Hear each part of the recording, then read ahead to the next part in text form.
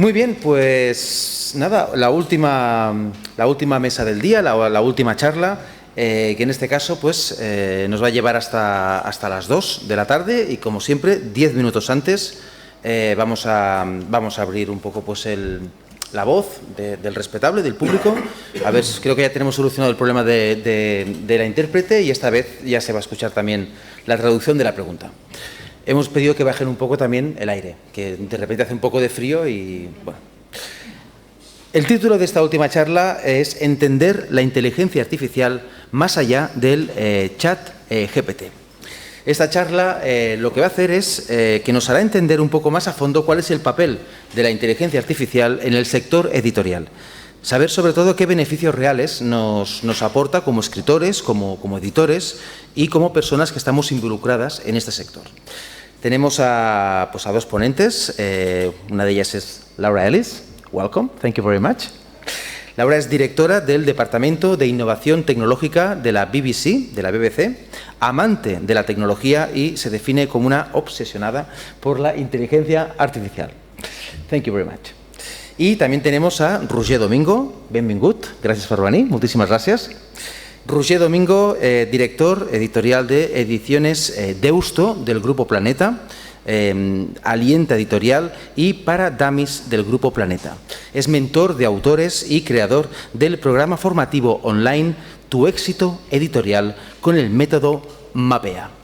Así que, poco más que decir, muchísimas gracias y ya pues les cedo la palabra y un fortísimo aplauso para él y para ella. Gracias. Gracias. Thank you.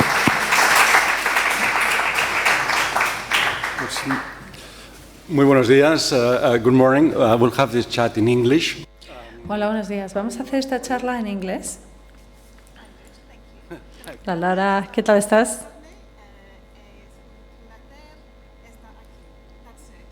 Eso es todo lo que sé decir.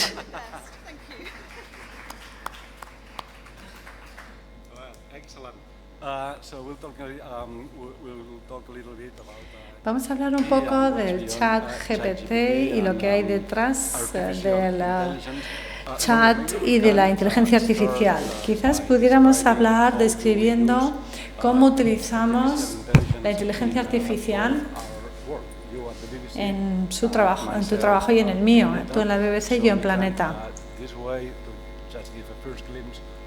Para así, dar una primera idea de qué es lo que está ocurriendo y a partir de ahí, entablar un diálogo sobre qué hay más allá del chat GPT.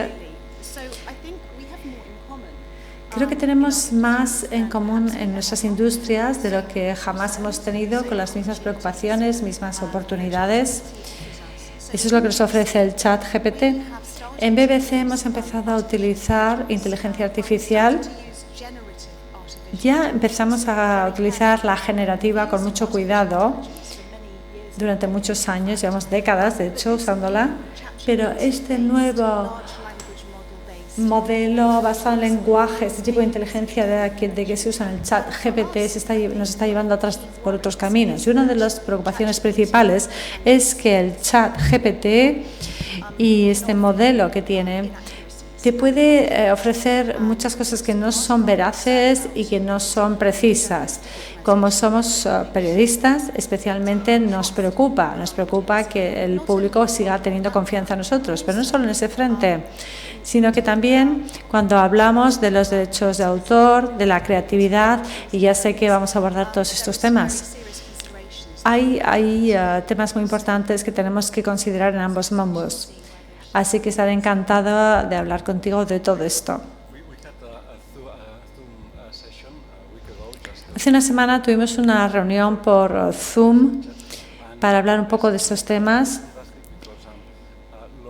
y fue fenomenal porque Laura explicó qué es lo que ella piensa sobre la inteligencia artificial, cómo la usan en la BBC. Yo hice lo mismo y hemos descubierto que prácticamente pensamos lo mismo. Así que no va a haber aquí realmente un debate, porque básicamente pensamos lo mismo. En lo que estamos de acuerdo es que tanto en el ámbito periodístico como en el editorial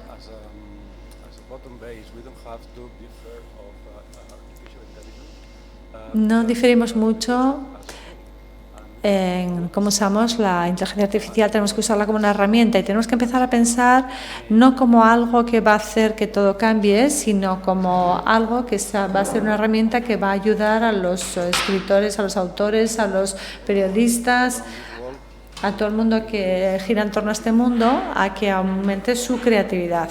De eso es de lo que vamos a hablar hoy. At the same time that 20 years ago, Así como hace 20 años empezamos a utilizar Internet,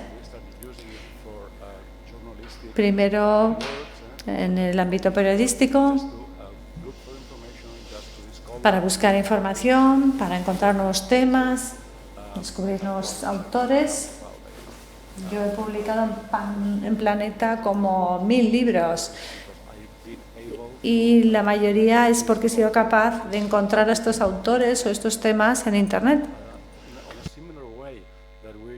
Así que, al igual que usamos Internet como una herramienta, creo que tenemos que empezar a pensar en los distintos softwares de inteligencia artificial así. En el caso de un autor, por ejemplo,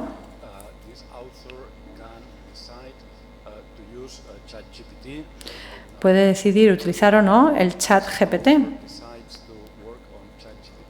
Pero si decide trabajar en el chat GPT, este autor lo que va a encontrar en el chat es un compañero. Imaginemos que soy un autor y que quiero escribir una novela sobre Trajano, el emperador romano. Si quiero escribir una novela sobre Trajano, lo primero que tengo que hacer es preguntarle a ChatGPT cuáles son los 10 libros que me tengo que leer, de manera que así consigo más rápido la documentación. O sea, yo le pregunto a la máquina y me va a decir cuáles son los 10 mejores libros sobre Trajano. Y entonces digo, vale, me los leo. También le puedo decir cuáles serían las 10 novelas de este mismo periodo que debería leer para inspirarme, para saber qué es lo que otra gente ha hecho al respecto. Probablemente la máquina también me daría esos 10 títulos para que los pueda leer. También puedo decir, voy a escribir una novela sobre Trajano.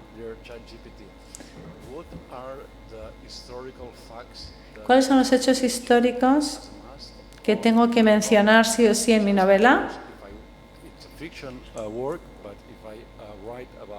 Porque es de ficción, pero si escribo sobre el periodo de Trajano,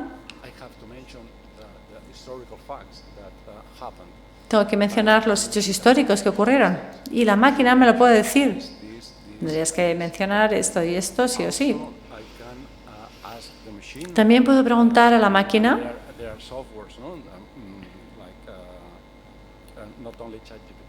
Ya hay softwares, no solo el chat GPT, hay otros. Y decirle, vale, dame varios argumentos. ¿Cuál sería un argumento sobre la mujer de Trajano, sobre sus enemigos?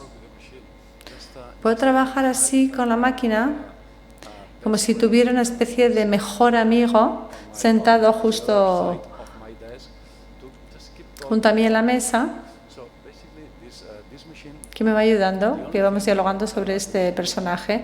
O sea, que la máquina lo que haría es incrementar mi creatividad.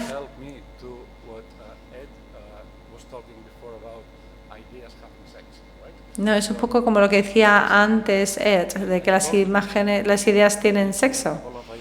Yo hablo igual a la máquina me da un par de ideas y a partir de ahí puedo ir a otra sinapsis y a otras ideas. O sea, esta es la idea de trabajar con la máquina, no para que te escriba el libro. No, luego hablaremos de eso. La máquina no te escribe el libro, lo que te hace es ayudar a tener ideas, a pensar en distintos argumentos posibles. Me recuerda lo que no me puedo olvidar. Incluso podría pedir un título. Me puedes dar también, por ejemplo, títulos, 10 posibles títulos. Y una vez que ya he escrito la novela, quizás quiero publicarlo, que suele ser lo normal. Entonces podría preguntar a la máquina que escriba mi carta de intenciones, porque ya tiene toda la información, para que se la mande a los editores. También le puedo preguntar, ¿cuál es la mejor editorial para esta novela? Si yo hago una búsqueda al chat GPT, ¿cuál sería la mejor editorial para una novela histórica? Entonces me va a decir, quizás deberías escribir a Lhasa, Pamias, Spasa.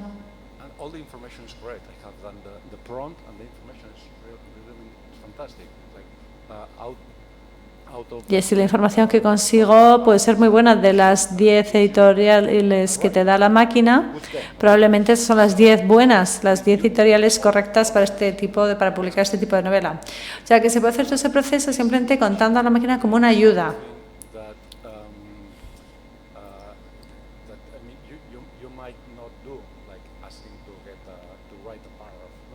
Quizás lo que no hace es escribirte un párrafo, porque si tú le pides que te escriba un párrafo ya es un tema quizás de valores o un tema moral. Evidentemente puedes hacer trampas en todas partes, pero yo creo que el debate no es si la máquina te permite hacer trampas o no, sino que si nos ayuda. Si nos ayuda, entonces es una buena herramienta. Sí, luego me gustaría un poco hablar sobre cuando alguien te da todo un libro, una novela que ha sido escrita por el chat GPT y cómo lo sabemos, cómo detectarlo y cómo nos sentimos al respecto. Pero yo quiero pelearme aquí contigo. Sí, está bien que nos peleemos un poco. Así que yo te voy a hacer una pregunta. Yo soy un autor, estoy delante de una página en blanco.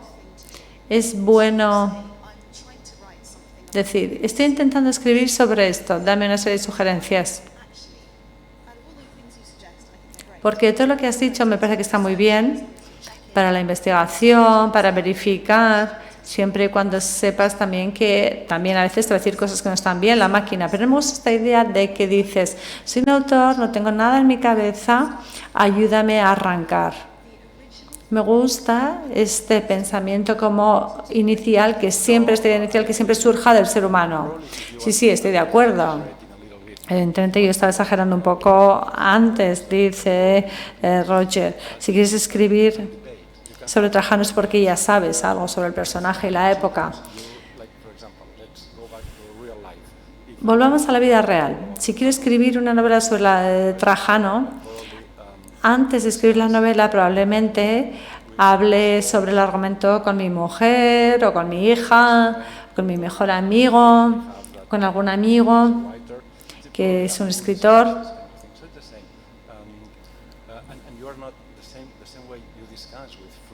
Igual que tú hablas con amigos, puedes hablar con la máquina. Es esta idea de que realmente te hace asistente. Sí, estoy de acuerdo y creo que es muy útil, pero yo estoy intentando que realmente estas máquinas no se sientan como mi amigo. Y es porque no creo que lo son. Creo que han sido creadas por organizaciones que quieren ganar dinero con ello y están diseñadas para ser precisamente muy amistosas. Y yo, si veo una máquina que me habla, pienso, sí, qué mona. Le digo qué hago para merendar, me lo va a decir, va a saber que tengo la nevera, etcétera. Y yo creo que hay que tener un poco de cuidado con esto, porque una de las cosas que realmente me aterran sobre el chat GPT es la cantidad de cosas que te va a decir que son totalmente erróneas o incluso peligrosas. Hemos creado estos modelos, nosotros, la sociedad, hemos creado estos modelos de manera que sean muy interesantes o muy apetecibles, y lo son. Cuando el chat GPT empezó, se convirtió en algo viral inmediatamente porque eran humanos hablando con máquinas, teniendo conversaciones con las máquinas como nunca antes se había hecho. Así que teníamos esta idea, ¿no?, de la difusión, o justo antes de que esto se produjera. Pero evidentemente yo todavía me he dado cuenta que había un montón de cosas que no eran precisas. Empecé a preguntarle cosas que yo ya sabía y realmente todas las cosas que en ese software aparecen, yo estaba haciendo una investigación sobre una organización y la cantidad de cosas no correctas que me sacó me preocuparon. Me preocupa porque el periodismo, la ficción está muy bien, pero los periodistas tenemos que ser precisos y me preocupa que lo usen los periodistas y que no verifiquen, no confirmen adecuadamente. Yo soy una organización de medios de comunicación que ya están utilizando ChatGPT para realmente, sacar información a su público, a su audiencia, sin que haya un humano en medio de toda esta cadena. Y a mí me preocupa porque es una relación con esta tecnología. Y me encanta tu idea de que te dan 10 títulos. Sí, eso está muy bien. Si eres un periodista y dices, vale, dame ahora los titulares, porque siempre el titular es lo más difícil, ¿no? Sí, eso está muy bien, eliges uno. Ya sabes que es preciso, tú lo verificas. Es un uso muy inteligente. Es una manera realmente de coger un trocito de creatividad que ha sido entrenada para hacer eso, ¿no? Y eso te evita un esfuerzo, pero sí me preocupa la pérdida de creatividad y me preocupa por ti, por mí, porque hay gente que va a presentar solo cosas que ha escrito ChatGPT, porque realmente nos importa si un programa de televisión, el guión lo ha hecho o el ChatGPT, una máquina, no. Sí me preocupa a mí. Estoy preguntando si me preocupa o no, si estoy viendo ese programa de televisión y quién lo ha escrito. Y quizás eso no está bien, quizás cambie, pero de momento hay algo en el proceso creativo del alma humana, tanto a la hora de editar o a la hora de hacer periodismo, que a mí me parece que es muy, muy importante que preservemos, que salvaguardemos. ¿Qué te parece si te escribo un libro y te digo, toma, precioso libro, y lo he escrito con ChatGPT? Sí, son uno de los grandes temas en este momento.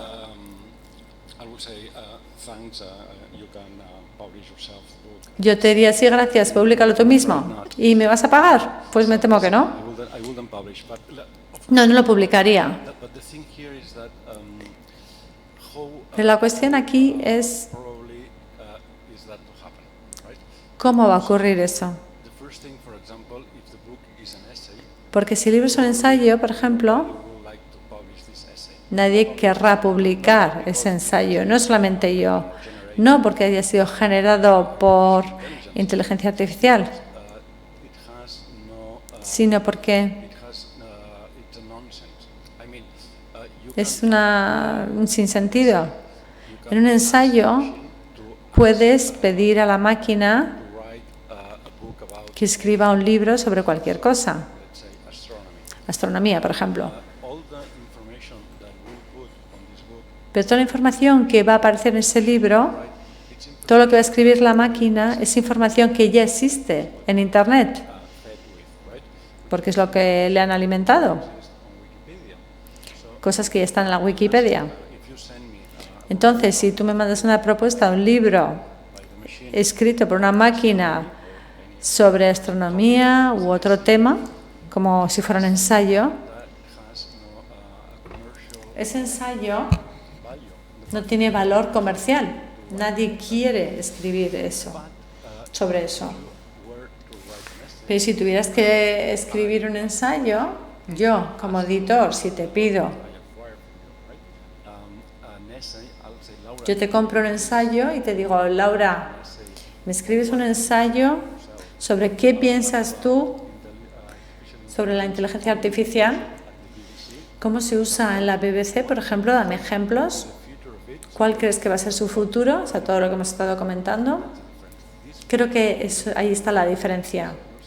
ese libro será un libro que solo tú, Laura Ellis, puedes escribir, no la inteligencia artificial. Así que cuando se trata de un ensayo, por ejemplo, yo como editor, y creo que cualquier otro editor, lo único que va a querer es algo que sea un ensayo que refleje tu opinión personal. Tenemos aquí a Javier Zelaya. Yo soy su editor, tengo este privilegio. Si tuviéramos que hablar de un nuevo libro, él podría escribir sobre Internet, por supuesto. Pero yo lo que quiero publicar no es la información que él conoce sobre Internet, sobre el futuro del mundo de la edición, porque eso ya está en Internet. Yo lo que quiero es su opinión, sus predicciones, sus experiencias. Y eso es algo que no puede escribir la máquina, solo él, Javier Zelaya, lo puede escribir. Y creo que es el único libro que tiene valor y que la gente va a querer leer porque es algo único, algo que solo él puede escribir. Pero evidentemente también luego está el tema de la no ficción, eso sería no ficción, pero si hablamos de ficción y tú me mandas una novela escrita por una máquina, ahí ya tengo un problema, claro. En primer lugar, hay que firmar un contrato diciendo que ninguna máquina ha intervenido. Me puedes mandar, no obstante, la novela. Yo la puedo leer.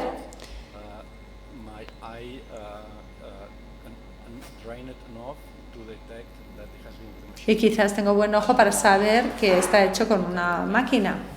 De momento creo que se puede detectar. Porque cómo escriben ahora las frases, cómo escriben las frases las máquinas, de momento son un poquito, suena raro. Cuando leo un manuscrito, un ensayo, por ejemplo, ocurre siempre. Evidentemente ves al autor con estilo y luego de repente cambia un poco. Cuando copias y pegas esas frases y vas a Google, te remite inmediatamente a la Wikipedia. O sea, ahí notas que hay un cierto cambio de estilo. Yo creo que eso va a mejorar, ¿no? Dice Laura. En no ficción no. Yo creo que sería bueno en la ficción lo posible, pero para acabar quiero decir que creo que vamos a necesitar sistemas que detecten si ha sido escrito por una máquina o por un humano. Estamos trabajando ahora en el tema de la sintaxis y se puede detectar. Yo creo que esta idea de detectar, dice Laura, es muy interesante. Cuando empezó el chat GPT había uno que era chat GPT 0. El 90% era preciso a la hora de identificar un contenido que se había sacado de una máquina. Luego ya, desde entonces ha habido 2 o 3 intentos, uno incluso de OpenAI. Tenemos un detector que te dice cuando algo ha sido creado y hace unas semanas de uso te dicen no funciona.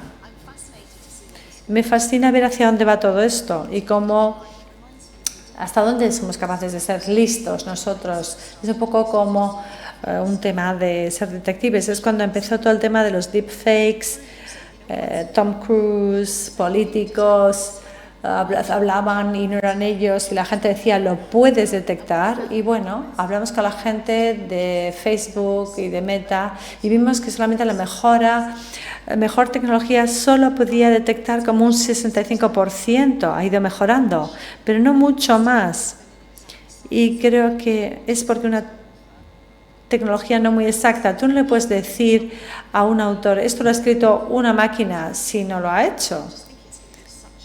Creo que va a ser realmente un campo muy interesante dedicarle tiempo a esto. Y en la BBC y los periodistas dedicamos mucho tiempo a pensar sobre qué es verdad y qué no es verdad y cómo detectarlo. Y cómo podemos también detectar la inteligencia que hay detrás. Porque muchas veces lo que ocurre es ¿por qué alguien quiere hacer un fake de esto? cuáles pueden ser sus razones, y eso te hace que avances en este trabajo de detección. Tenemos un equipo que se llama BBC Monitoring, que lleva años haciendo esto con la tecnología casi antes de que empezara a existir. Entonces dice, ¿por qué alguien quiere hacerte pensar de una cierta manera? Por ejemplo, el tema de Ucrania y Rusia. La primera vez que la BBC empezó a oír algo, se dio cuenta que había algo sobre el conflicto entre Rusia y Ucrania. Parecía que lo había sacado la BBC, cuando alguien dijo, sí, Rusia son fantásticos y Ucrania son terribles, y siempre se decía, bueno, es la gráfica de los gráficos de BBC, reporteros de BBC, y nos dimos cuenta que, bueno, esto que te estaban como hackeando, como falseando, era real, estaba ocurriendo y que solamente iba a empeorar. Hay otra cosa que me preocupa, dice Roger. Creo que todavía no tenemos la respuesta correcta todavía. Quizás el año que viene, cuando nos vuelvan a invitar Javier y Beatriz.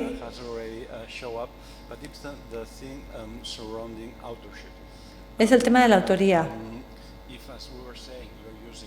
Si, como estábamos diciendo, se usa la inteligencia artificial como una herramienta,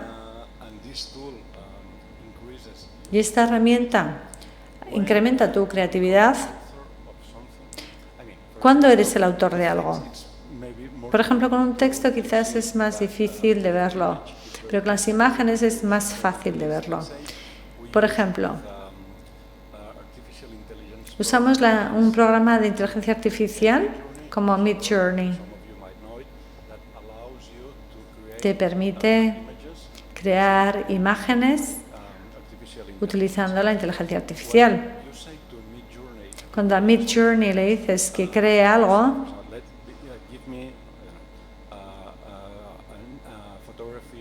le dices, a ver, enséñame una foto de la ría de Bilbao. Si quieres crear una foto, no es una foto que ya existe, sino que va a crear una. Y luego quizás tú empiezas a cambiar cosas. Pero esta es una foto de día y yo quiero una de noche, entonces va y cambia. Pero quiero luna llena. Desaparece la luna llena. Pero quiero un día, además, en el que llueve por la noche y es como un ambiente oscuro que da miedo.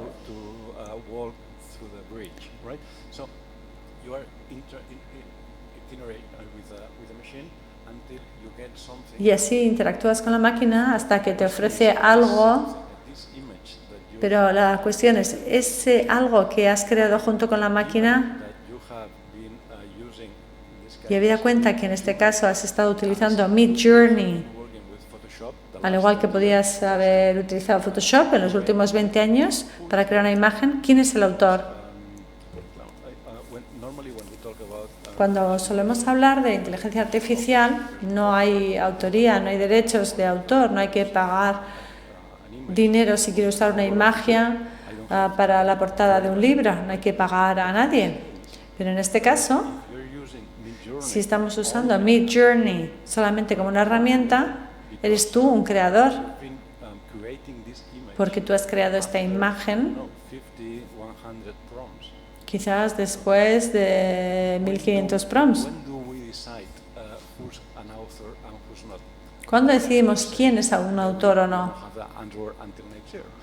Y quizás eso no lo vamos a tener hasta el año que viene. Bueno, hay muchos abogados pensando en este momento sobre esto a medida que estamos aquí hablando de ello. Si alguien tiene hijos como entre 15 y 16 y quieren un buen trabajo en el que meterse, creo que los derechos de autor en relación a la inteligencia artificial creo que es un ámbito muy bueno para el futuro. En este momento están ocurriendo varias cosas. Hay 3 o 4 casos que estamos estudiando. El New York Times ha llevado a juicio a OpenAI por utilizar su material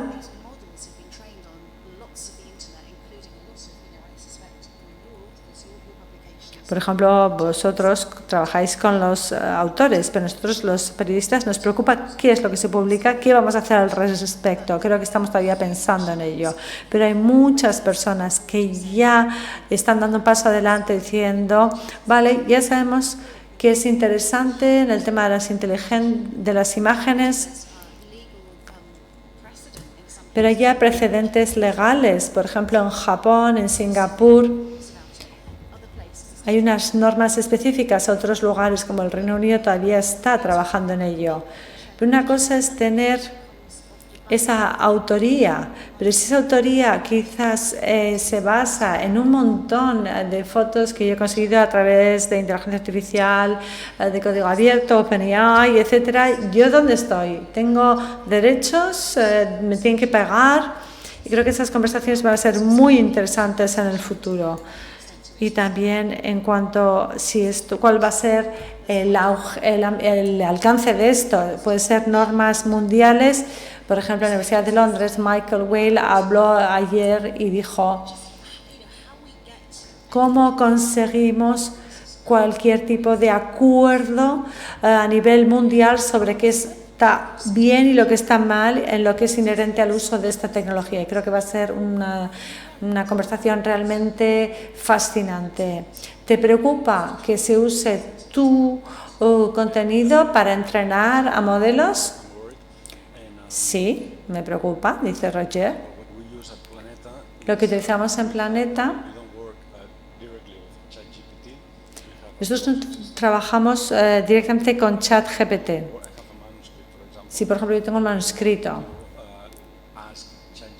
y quiero preguntarle o pedirle al ChatGPT que trabaje en este texto para detectar si hay datos erróneos, etcétera, o falsos,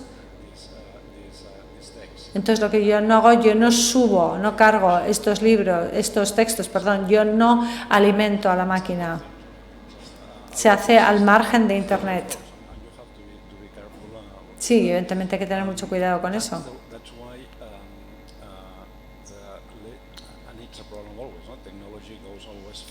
Ese es el problema siempre, que la tecnología siempre va muy por delante de la legislación. Y además en Europa siempre va más lenta, incluso que en Estados Unidos, la legislación. Creo que la administración pública tiene que empezar a tomarse la legislación en serio, porque ya se ha dicho antes que va a ser gratuito en el resto del mundo, pero por lo menos deberíamos tener una serie de normas para saber qué se puede hacer y no se puede hacer. Y no solamente los autores, los creadores o los editores, sino también hay que poner una serie de normas a los de las grandes tecnológicas para que sepan que no pueden hacer cualquier cosa. O sea, que hay este bosque sí tiene una serie de vallas. Sí, es muy fascinante porque hay una serie de normas que siempre vienen por detrás, son más lentas. Y las grandes tecnológicas quizás pueden ir a los gobiernos y decirles, oye, reguladnos, nos encantaría. Yo es que esto no lo veo. Creo que lo que está haciendo la Unión Europea es muy interesante y lo admiro. Yo creo que ese tipo de debate es necesario y va a ser muy importante. Y hace poco en Reino Unido oí un comité parlamentario que dijo que creo que es importante proteger al creador. Yo creo que es verdad. Sea quien sea el creador, hay que encontrar maneras de este nuevo mundo tan peculiar en el que vivimos para protegerles. Me parece que realmente es muy importante. Pero también, hasta ahora me parece que tengo una sensación de haber sido un poco negativa. Pero yo creo que es una de las realmente eras más interesantes a nivel tecnológico que poder vivir, y también creo que tiene mucha magia. Y yo, después de haber utilizado o escuchado ayer la fantástica conferencia de Bernard Wachaga, realmente digo que tiene una magia y lo digo adrede. Realmente es muy interesante cómo a veces lo que tú haces te lo expresa a la máquina. Yo creo que hay una magia a nivel de visual de lo que saca Midjourney. Y luego también hay una cosa que se llama latent space, el espacio latente, donde ahí pueden almacenar los contenidos, las nociones sobre cómo es una cara o una persona. Y en ese espacio se establecen conexiones que nosotros no entendamos, no podemos entender. Y me parece realmente fascinante. Y yo no lo llamaría una conciencia, pero creo que se parece mucho. No sé si alguien ha visto algo que me parece fantástico. Algo que se llamaba generación inversa de imagen, reverse image generation. Entonces lo que te hacía es tomas esa imagen y ahora vamos a darle la vuelta, vamos a hacer lo opuesto, ¿no? Es algo matemático, encontrar el opuesto a algo. Y realmente aparecían estas caras muy raras de una mujer, realmente daba miedo, con unas mejillas como rojo, y se llamaba Loab. Y realmente nos preguntábamos por qué salía esa cara, si era por los prompts que se habían usado, por qué. Pero me atrae mucho a mí esta idea, desde que esto está rodeando de un cierto misterio. Y luego también que hay una serie de fórmulas matemáticas y algoritmos detrás. Y quizás también me encanta la idea de que esto es una nueva forma de creatividad. Y entonces las máquinas nos van a ayudar a ver ciertas cosas, a acceder a ciertas cosas y articularlas, porque ellos ven nuestra creatividad de otra manera. Yo creo que una de las cosas que más ha cambiado, es difícil de explicar, que ha cambiado mucho la manera en la que consideramos la creatividad desde que apareció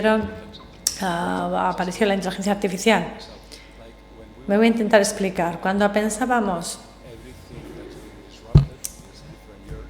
en la disrupción de hace unos años,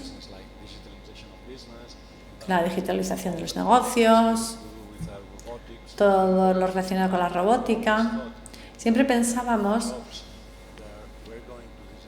que iban a desaparecer trabajos y que los que iban a desaparecer eran los basados en la repetición. Por ejemplo, vas a una fábrica de automóviles y ya no ves a nadie haciendo nada, son todos robots. ¿Por qué? Porque es muy fácil conseguir que un robot haga algo mejor que un ser humano. Si vas a un almacén de Amazon, también ves todos robots. ¿Por qué? Porque es más fácil que coja un paquete, que lo lleve de un punto a otro, más que lo haga un ser humano. Se ponen malos los seres humanos, trabajan ciertas horas, etc. Entonces, básicamente pensábamos que todo este nuevo mundo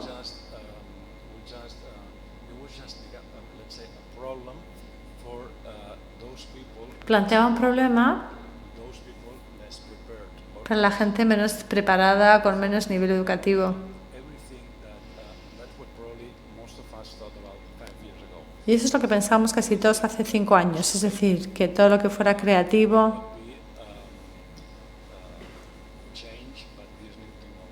no se iba a ver afectado por estas nuevas tecnologías, solo las cosas repetitivas, pero aquí vemos ahora el gran cambio, esto ha dado un giro. Vemos que la inteligencia artificial no va a reemplazar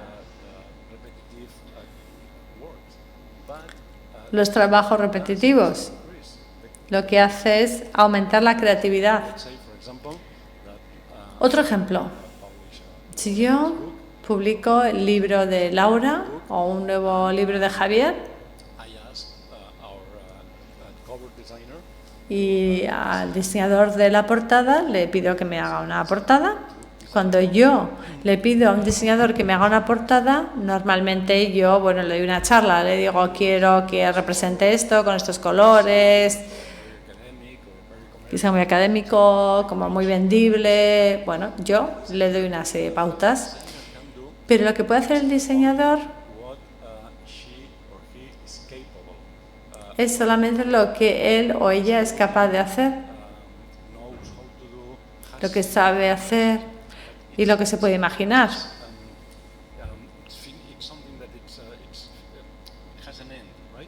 Pero eso tiene una dimensión finita. Pues si yo se lo pido a una máquina, la creatividad de la máquina es mayor, porque realmente es la creatividad de todo el mundo. Puedo pedirle 1000 repeticiones y cambios. Así que pensábamos que las novedades creativas no tienen que ver con la creatividad, y sí que lo tienen. Por eso estas herramientas quizás nos conviertan en más creativos, no en menos creativos. Así que yo no creo que ya siga siendo verdad que si uno es un profesional del ámbito creativo está a salvo, porque también las máquinas ahora pueden ser creativas. Y este creo que ha sido el gran cambio, el gran giro. Sí, bueno, ¿por qué les dejamos hacer a la inteligencia artificial precisamente las cosas buenas, ¿no? Porque hasta ahora sí que hagan lo repetitivo. Y yo creo que tenemos que pensar en cómo esto repercute en la creatividad de la gente, en sus trabajos creativos, etcétera. Voy a volver a algo que se ha dicho esta mañana. Y es que esto está bajo nuestro control. Nosotros podemos decidir cómo queremos utilizarlo. Sí, evidentemente hay como toda una legislación que hay que esperar que salga y una voluntad política también. Pero creo que depende de nosotros. Y una de las cosas que de esta explosión, viralización del ChatGPT es que aparecieron los 3 padrinos de la inteligencia artificial.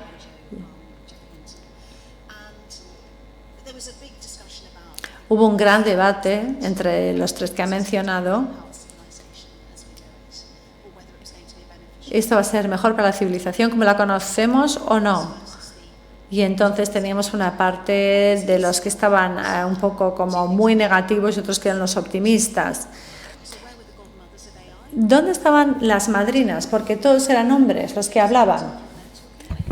Hubo 3 hombres que hablaron, 3 gurús, los que habían hecho el inicio del deep thinking, etcétera.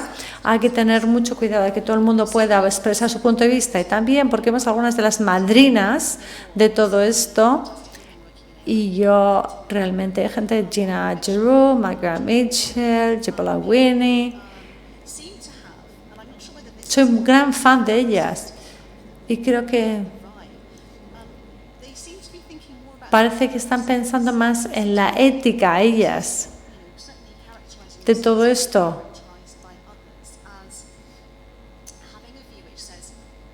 Ellas opinan que no hay que preocuparse mucho de qué va a ocurrir con la humanidad. Llevamos aquí mucho tiempo, pero estamos bastante cerca ahora de que estos sistemas lo que hagan es mostrar los sesgos que nosotros mismos les hemos alimentado.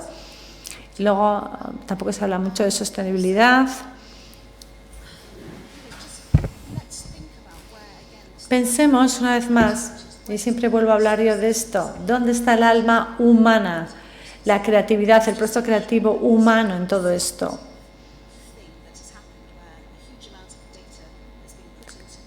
Cuando se mete muchísimo dato en estos modelos lingüísticos gigantes, impresionantes, que pueden hacer muchísimas cosas, realmente hay que asegurarnos de que se van a utilizar de una manera que sea realmente benéfico para la ciencia.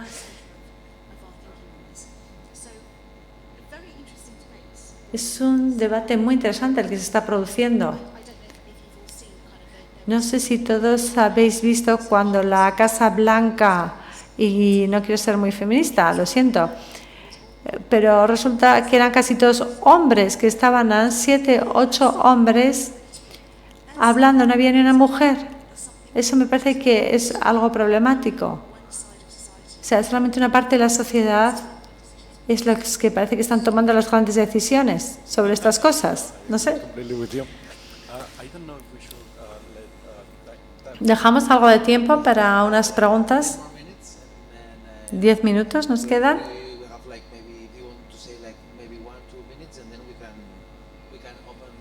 Así que quizás tienen ustedes un par de minutos más para concluir y luego les dejamos el tiempo a la audiencia. ¿Alguien tiene preguntas entre el público? All these can be answered by both of you. Los dos podrían responder. Tenemos inteligencia artificial y la natural, pero también tenemos estupidez natural. Me acuerdo, por ejemplo,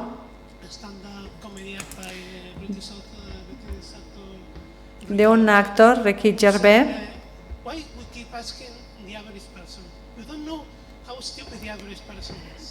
que hace poco decía, ¿por qué seguimos preguntando al ciudadano medio? Pero ¿no sabe usted lo tonto que es el ciudadano medio?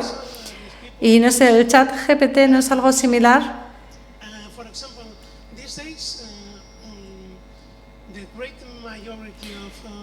Hoy en día, la mayor parte del trabajo que hacen los periodistas es verificar si las cosas son reales o no.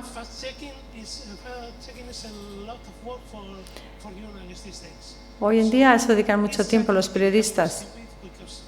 Quizás el chat GPT se va a volver tonto porque ha sido alimentado por gente tonta. Es posible, pero lo que hace que sea todavía más tonto es que cuando luego lo realimenta la inteligencia artificial. Es decir, estudios recientemente dicen que si sigues entrenando a modelos en el resultado de otros modelos, o sea, coges resultados de ChatGPT y sigues alimentando los modelos con ello, al final acabas con algo que es realmente como totalmente estúpido.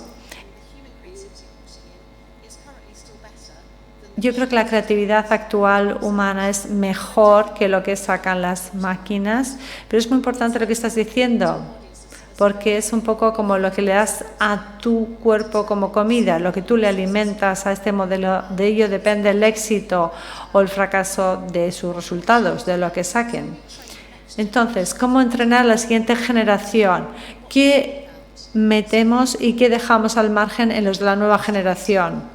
Quizás hay que dejar al margen esas tonterías, pero también opiniones políticas radicales, quizás es un poco controvertido. Quizás en esos nuevos modelos habría que tener esto en cuenta. Estoy de acuerdo. No creo que hay un problema con la inteligencia artificial. Yo creo que esto se remonta a hace muchos años.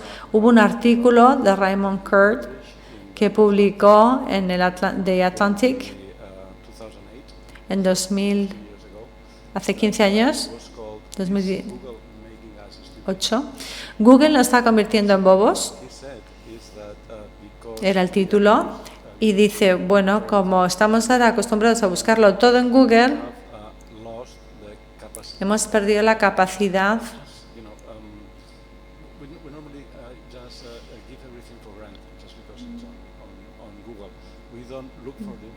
de tener criterio. O sea, ahora ya con el primer resultado nos quedamos contentos, estamos perdiendo nuestra capacidad crítica, así que quizás somos cada vez más tontos.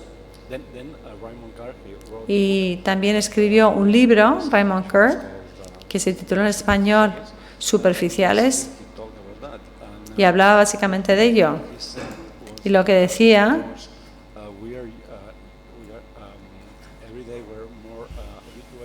que como cada vez estamos más acostumbrados a buscar cosas en Internet y beber y leer trocitos muy pequeños de texto, porque hoy en día todo tiene que ser un trocito de información muy pequeña, como en las redes sociales, funcionan bien, porque son pequeños trocitos de texto, y entonces por eso se puede funcionar muy rápido. Y a la vez, cuando lees un periódico en línea, solamente lees realmente los titulares.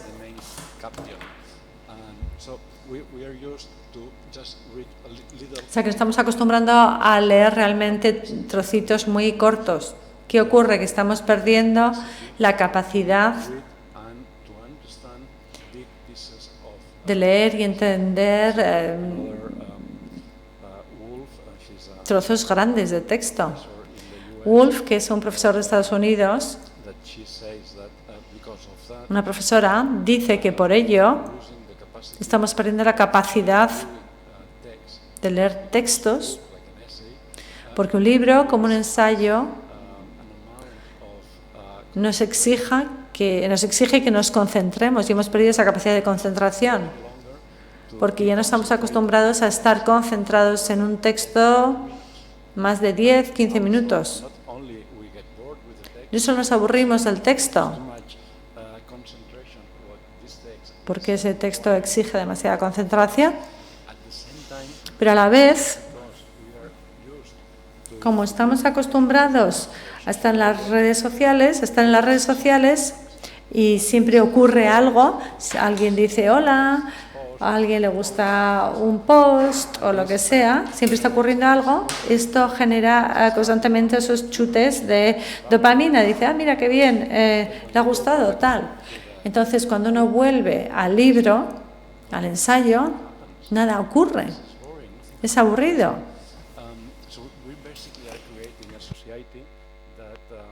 Es que básicamente estamos creando una sociedad que tiene menos capacidad de concentración. Y también ocurre en la vida normal. Hace 20 años yo podía ver un partido de fútbol, 90 minutos, solo. Barça, Real Madrid, si jugaban, yo lo veía el partido y ahora es muy difícil encontrar a alguien que es capaz de solamente ver el partido, porque 90 minutos es muy largo. Entonces la gente tiene que tener el móvil a mano para ver qué están poniendo en Twitter, ¿es que penalti o no?